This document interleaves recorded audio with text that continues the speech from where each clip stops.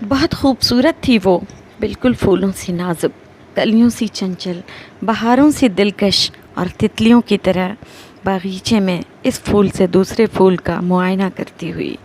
نام تھا سارہ۔ اس کے ابا امی کی اکلوتی اولاد تھی وہ۔ بڑی سی زمین لے کر چھوٹا سا مکان بنوایا تھا انہوں نے۔ ایک دن سارہ بے ہوش ہو گئی۔ چنچل سارہ گمسم رہنے لگی تھی۔ کسی بھی ڈاکٹر کو پتہ نہیں چل پا رہا تھا کہ اس کی جسمانی قوت دن بدن کمزور کیوں ہوتی جا رہی تھی۔ پھر ایک دن سارہ غائب ہو گئی۔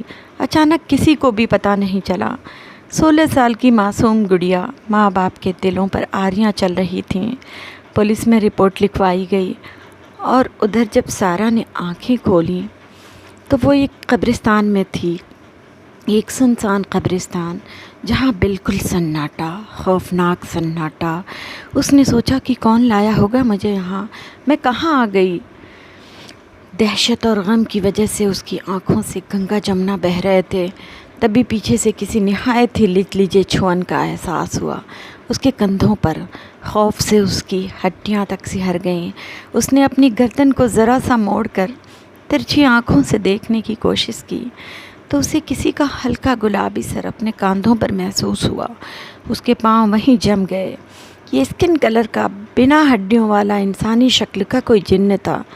وہ جن سامنے آ گیا اور تیز آواز میں بولا، خوش آمدید میری ملکہ، خوش آمدید۔ آج سے تم میری بیگم ہو۔ میں یہیں قبرستان کے پاس والے جنگل میں رہتا ہوں۔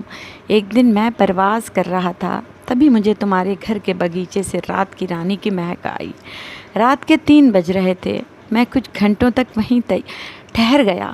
تبھی اچانک ایک تازی ہوا کی طرح کھلکھلاتے ہوئے تم آئیں اور گلاب کے پھولوں کو چھیڑنے لگیں، اور میں تمہیں دیکھتا ہی رہ گیا۔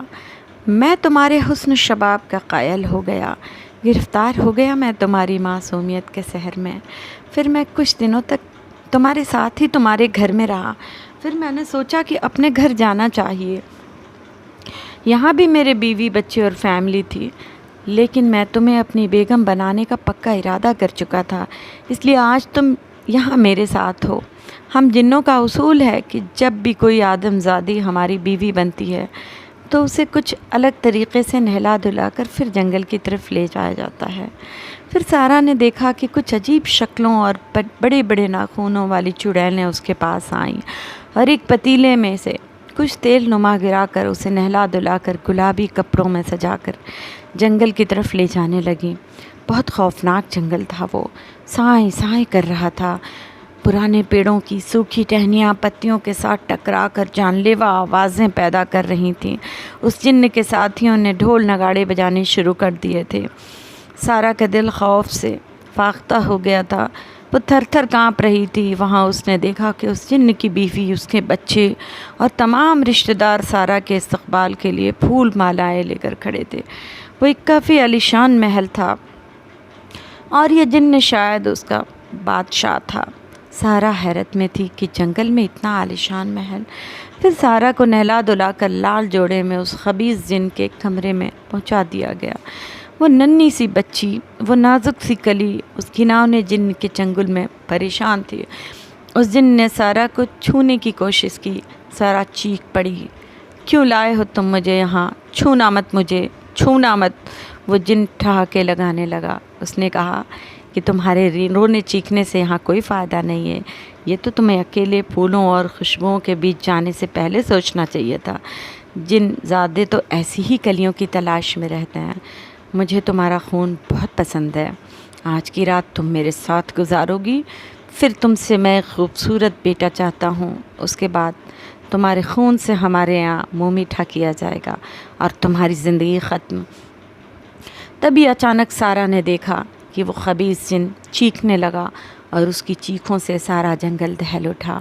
پھر دھیرے دھیرے وہ جن خون کا ایک لوتھڑا بن کر رہ گیا۔ سارہ پھر بے ہوش ہو گئی اور جب اس کی آنکھیں کھلیں تو وہ اسی قبرستان میں تھی، لیکن اپنی امی کی باہوں میں تھر تھر کانپ رہی تھی۔ اس کی امی رو رہی تھیں، اس کے ابا بھی رو رہے تھے، اور پاس میں ہی پیر صاحب کچھ دعائیں پڑھ رہے تھے اور اس کے اوپر دم کیے ہوئے پانی کا چھڑکاؤ بھی کرتے جا رہے تھے۔ پھر امی نے اس کے جسم سے وہ لال جوڑا نکال کر پھینک دیا اور اسے اس کا اپنا لباس پہنا کر اس کے ابا کی گود میں دے دیا۔ ابا نے کہا، مت گھبراؤ بیٹا، اب وہ جن مر چکا ہے اور اب ہم اپنے گھر جا رہے ہیں۔ پیر صاحب نے اس کا پتہ لگا ہی لیا۔